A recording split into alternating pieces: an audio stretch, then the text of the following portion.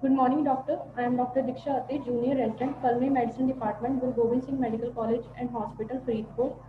My topic for oral presentation is in MAPICON 2020, a rare case of bilateral pneumothorax in retropositive and HCV positive patient. My case report, a 30-year-old male presented to Culinary Medicine Department, Guru Gobind Singh Medical College Hospital, Faridpur with complaint of breathlessness for 15 days and cough for 15 days.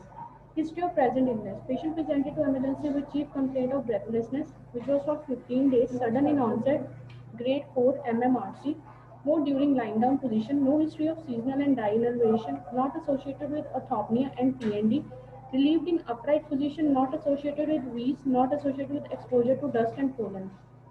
Next complaint was cough with expectoration for 15 days, sputum scanty in amount around 50 ml per day, yellowish in color, cough aggravated on lying down, no history of seasonal variation, diurnal variation, no history of exposure to dust and pollen, relieved in upright position, complaint of loss of appetite and weight, past history.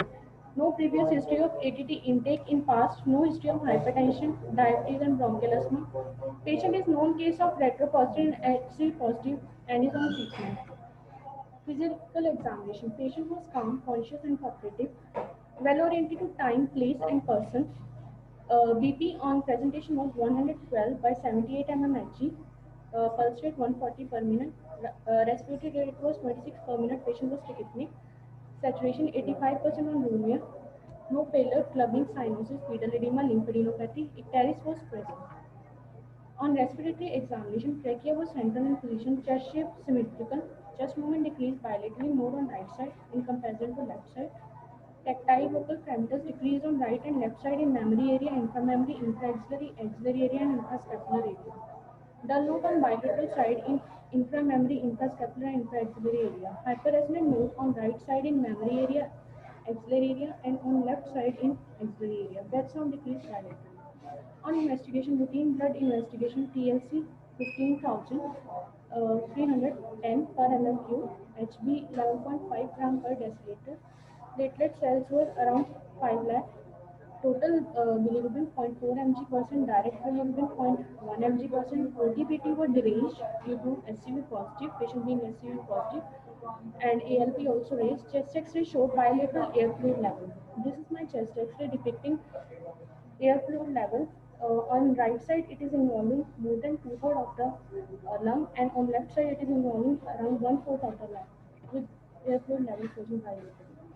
First sample for examination. First for culture examination showed growth of Staphylococcus aureus.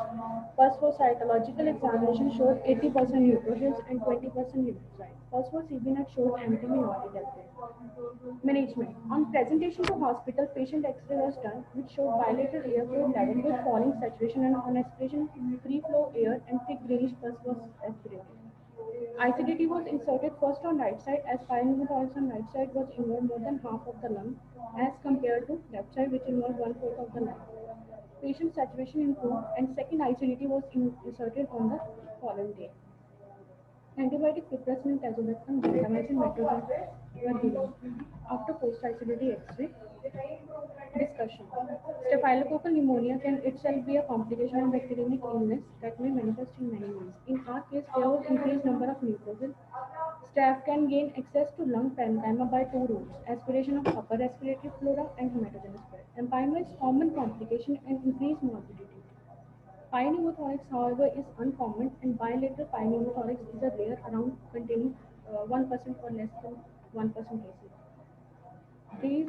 There are two successful ways to treat this infection. First is ICDT insertion, next is adequate antibiotic therapy. However, this case being retropositive, HCV positive, expansion of lung was slowed down. ICDT on left side was removed, but right side ICDT remained for long time, and after that patient was referred for decortication surgery to surgery department. These are my references. Thank you, doctors.